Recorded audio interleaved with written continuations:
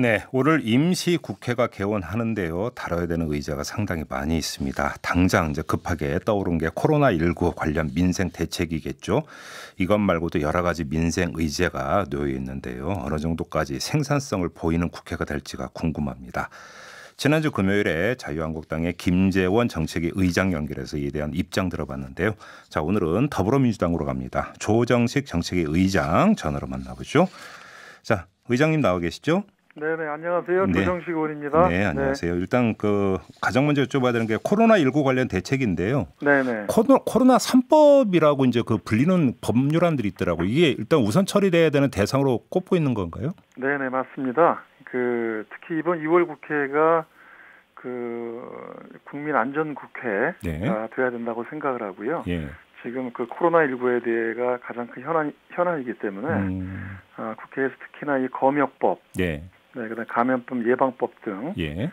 검역과 방역에 필요한 법을 최우선적으로 처리를 해야 된다고 생각을 하고 있습니다. 혹시 이 야당이 이견을 보이는 대목이 있나요? 이 3법 관련해서? 이 검역법 등에 대해서는 야당 측에서도 또 법안을 발의를 했고요. 예. 네, 그리고 큰 공감대를 이루고 있기 때문에 가급적 빠른 시일 내에 논의해서 처리를 아마 할 것으로 기대를 하고 있습니다. 이거는 좀 그러니까 처리는 낙관적으로 봐도 되는 거죠, 의장님?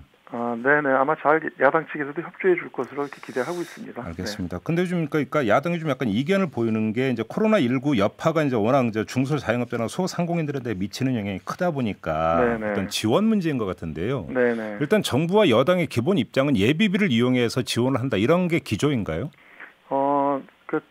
지금 이게 코로나19와 관련된 여러 가지 재정과 관계된 것은 일단 예비비가 있고요. 네. 예비비가 목적 예비비가 2조, 그다음에 일반 예비비 1.4조, 총 3조 4천억 원의 예비비가 있고요. 특히 올해 정부 예산이 512조 3천억 원인데, 그렇죠. 이게 아직 이 기정 예산이 연초에 아직 많이 남아 있습니다. 그렇기 때문에 이걸 조기에 집행할 수 있는 걸 최대한 당겨서 하겠다. 또 이런 것들이고 또 그 외에도 또 기금이나 또 금융, 세제 지원 등의 여러 가지 방안들이 있습니다. 이걸 통해서 일단 신속하게 대응을 하겠다는 생각을 갖고 있습니다. 자, 그러면 이걸 어떻게 봐야 돼요? 그러니까 김두관, 김부겸, 김영춘 세 의원이 공동으로 성명을 낸 바가 있어요, 지난주에. 그러면서 코로나19 지원이 지금 절실하고 그래서 추경을 검토해달라 이런 요지의 성명이었는데 추경 이야기를 꺼낸 건 어떻게 받아들여야 되는 겁니까?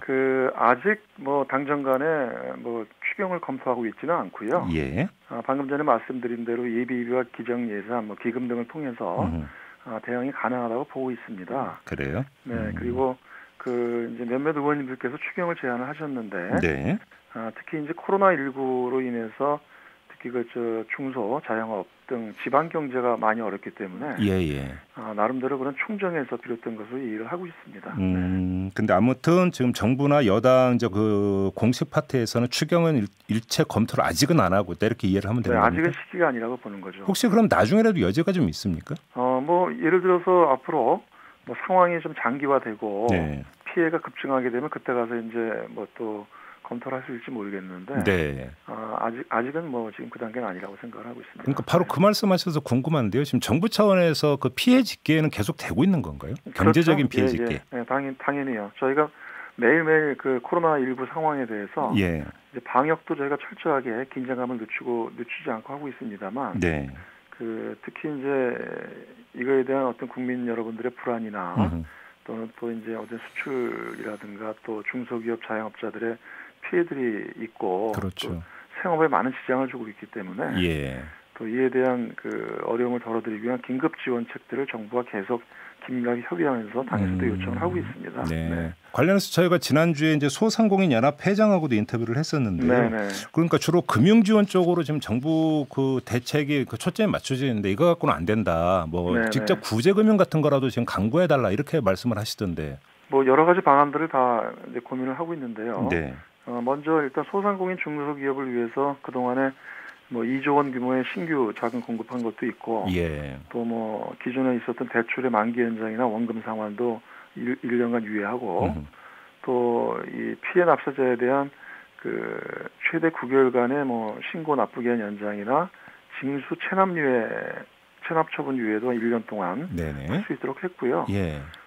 그리고 또 오늘 오늘 오전에 이 관광 외식업 등 내수와 또 항공 해운에 대한 긴급 지원 방안을 오늘 또 발표할 예정입니다. 네, 거기에는 뭐 이런 금융 세제 지원이나 방역 지원 등을 포함해서 또 운영 자금과 고용 유지를 지원할 수 있는 방안들, 그런 부분들이 오늘 관계장관 회의에서 오늘 발표될 예정입니다. 알겠습니다. 그리고 아까 이제 코로나 3법 이야기를 했는데 거기에 포함이 되는 건지 아니면 그건 별도 법안이 필요한 건지는 좀 잘 모르겠습니다만 지금 전문가들이 이야기를 종합을 해봤더니 지금 문재인 대통령을 비롯한 그때 당시에 야당 후보들 같은 경우도 비슷한 공약을 냈다고 하는데 뭐 감염 전문병원 설립이라든지 나아가 공공의료기관의 확대라든지 그다음에 지금 현실적으로 지금 질병관리본부 같은 경우가 규모가 그러니까 외국에 비해서 적다. 그리고 역학조사관 같은 경우도 외국에 비해 3분의 1밖에 안 된다. 이런 구조적인 문제를 계속 제기를 하더라고요. 네, 맞습니다. 우선 지금은 당장 시급한 검역과 방역에 대한 감염병 확산 방지에 총력을 기울이면서 긴급 대응을 하고 있고요. 또 이와 또 병행해서 어느 정도 이제 진정 국면으로 접어들게 되면 보다 근본적이고 구조적인 보완들을 이제 검토를 해야 된다 생각입니다. 예컨대 지금 말씀하신 질병관리본부의 역할이나 위상 강화 방안, 또 감염 전문병원 확충, 또 내지는 또 보건복지부의 복수차관제 도입 등 여러 방안들이 검토될 수 있다고 보고요. 그래서 또 이런 부분들이 저희가 예전에 저희도 이제 이 총선이나 대선 때 공약 등으로서 논의를 했던 사안들이에요. 근데 이제 사실 문재인 정부가 초기에 출범하면서 인수위 없이 출범하다 보니까 조직 개편을 충분히 못한 측면들이 있습니다. 그래서 이런 부분들이 또 정부 조직 개편과 관련된 부분들도 있어서 앞으로 다시 이것들을 여러 각도에서 검토를 할 생각입니다. 알겠습니다. 그 지원이 그러니까 좀 구조적인 지원이 꼭 필요하다 이런 말씀을 좀 전해 드려야 될 것 같고요. 좀 부동산 문제를 좀 여쭤볼게요. 수용성이 다시 들썩이고 있다는 보도 보셨죠? 이 수원, 용인, 성남 이쪽 지역이라고 하는데 어제 고위 당정청 회의에서 이와 관련해서 결론을 못 냈다는 보도가 있던데 일단 요즘부터 좀 확인을 해주세요. 그러니까 논의는 좀 있었습니까? 아직 논의 중에 있다고 그렇게 말씀드릴 수 있습니다. 그래요. 그러면 좀 어떤 대책에 대한 방향은 좀 잡히고 있는 건가요?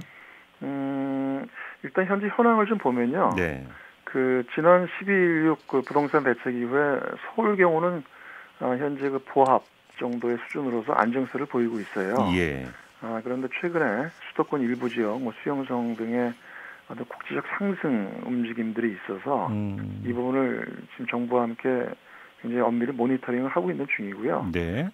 특히 이런 양상들을 보면은 시세 차익을 노리는 외지인이나 다주택자 등의 투기적 움직임이 좀 있다고 봅니다. 그래서 이들 지역들의 시장 불안이 더 계속 심화되고 확산되고 우려가 있을 경우에 어쨌든 여러 가지 대책들을 좀 검토를 해야겠다는 생각은 하고 있고요. 그런데 일부 보도를 보니까 지금 이 대책이 안 나온 배경에 당의 반대가 있었다. 그럼 당이 왜 반대를 하는가? 지금 규제책을 내놓으면 표 떨어질까 봐 당에서 반대하고 있다. 이런 보도도 있던데. 이제 여러 가지의 추측 보도들이 있는데요. 어떤 것들이 가장 왜냐하면 시장의 안정도 가하면서 또 그걸로 인한 선의의 피해자가 없도록 하는 방안들을 종합적으로 이제 논의하고 있다 이렇게 말씀을 드릴 수 있습니다. 부동산 이야기 나온 김에요. 이걸 여쭤볼게요. 얼마 전에 민주당 내 수도권 험지 의원들 모임 이름이 험지스라고 불리던데 험지스 소속 의원들이 모임을 갖고 지금 12.16 대책 관련해서 이게 실거주 목적의 구입자나 이런 사람들에 대한 좀 규제는 좀 풀어야 되는 거 아니냐라는 목소리가 나온 바가 있었거든요. 이건 지금 당 차원에서 어떻게 받아들이고 있어요? 그러니까 지금 이제 몇몇 이제 서울 강남권이라든가 마영선권이나 이제 이런 부분들의 의원님들이 현장에서 또 이번 부동산 대책 규제에 대한 것에 대해서 또 이제 선의의 피해자들로부터의 좀 안타까운 얘기들도 좀 듣고 있는 것 같습니다. 그런데 이제 어쨌든 부동산 정책은 일관된 기조가 중요한데 특히나 이제 12.16 부동산 대책에서의 기본 틀이 있거든요. 그래서 기본 틀이 예를 들어서 이제 다시 또 흔들리거나 또 이제 이게 바뀌는 것에서 시장에 또 잘못된 시그널이 가하게 되면 또 다시 또 새로운 또 혼란이 벌어질 수가 있습니다. 그렇기 때문에 기본적인 12.16 부동산 대책의 기본 틀은 일단 어느 정도 계속 견고하게 유지를 한다라는 게 이제 기본적 방향이고요. 또 그런 속에서 또 이제 현장에서의 애로사항들에 대해서는 또 그 나름대로 귀를 좀 기울이면서 상황들을 보고 있는 중입니다. 그런데 이런 의원들이 이렇게까지 목소리를 내는 것은 정부의 부동산 대책이 결국은 그러니까 표를 모으는 데는 부정적으로 지금 영향을 미치고 있다라는 어떤 체감을 하고 있기 때문이라고 봐야 되는 거 아닌가요, 의장님? 아무래도 이제 총선 시기에 그 현장에서 여러 다양한 목소리들을 또 접하게 되기 때문에요. 네네네. 네, 그에 대한 또 이제 우려의 얘기들도 또 듣게 되는 거죠. 그래요. 네. 그럼에도 불구하고 지금 뭐 12.16 대책의 그 근간을 흔들 이유는 전혀 없고 흔들 생각도 없다 이런 말씀이신 거고요. 기본 기준은 유지를 현재 하겠다는 생각입니다. 기본 기준 혹시 미세 조정은 있을 수도 있다라는 말씀이신가요? 아, 그 점은 뭐 지금 뭐라고 말씀드리긴 그렇고요. 네. 네네. 그러니까 뭐 예를 들어서 그 기본 기조와 거기서 그때 정해놓은 틀들을 갖다가 일부를 바꾼다 이런 식이 되면 그것 자체도 혼란이 될 수 있기 때문에.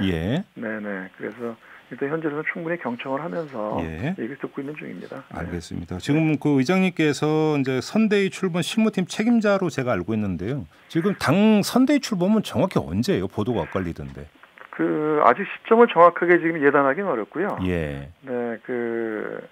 이제 선거대책위원회는 어쨌든 저희가 원래 2월 초순에 구성을 하려고 처음에 지난달에 검토를 했었는데 지금 코로나19 상황들이 지금 긴급하기 때문에 그 좀 추이를 좀 보면서 출범을 검토하고 있는데 뭐 이르면은 이번 주 중 출범도 이제 하나의 아니기는 합니다. 그건 좀 더 주초 상황을 좀 더 지켜봐야 될 것 같습니다. 마지막으로 요것만 좀 여쭙고 마무리할게요, 의장님. 의장님께서 이제 당 지도부의 일원이시기 때문에 지도부 차원에서 논의가 있었는지 궁금해서 여쭤보는 건데요. 임미리 교수 고발했다고 취소한 건 있지 않습니까? 근데 이제 임미리 교수는 취소 갖고는 안 되고 당에서 공식 사과를 해야 된다고 그러니까 요구를 하던데 관련해서 당 내부에서 좀 논의가 된 게 있습니까? 당에서는 그때 그 부분을 어쨌든 이제 당의 그 이제 대변인실 라인에서 이제 판단을 해서 했던 것들인데, 당에서 좀 이제 그게 이후에 그 문제가 이제 좀 이제 논란이 되면서 그 부분이 과했다고 생각을 하고 바로 이제 사실 그 고발 취소 조치를 취했습니다. 현재 그런 상황이죠. 그래서 뭔가 그러니까 취소가 됐기 때문에 추가로 사과 표명이나 이런 건 없을 것이다 이렇게 이해를 하면 되는 건가요, 의장님? 그거에 대해서 그때도 유감 표명을 했었거든요. 그리고 그것도 만약에 필요한 부분들 더 있을지에 대해서는 그것도 한번 논의를 해보도록 하겠습니다. 알겠습니다. 자, 말씀 여기까지 드릴게요. 고맙습니다, 의장님. 고맙습니다. 지금까지 조정식 더불어민주당 정책위 의장이었습니다. 이슈의 핵심을 꿰뚫는 예리한 시선, 믿고 듣는 진품 시사, 김종배 시선 집중.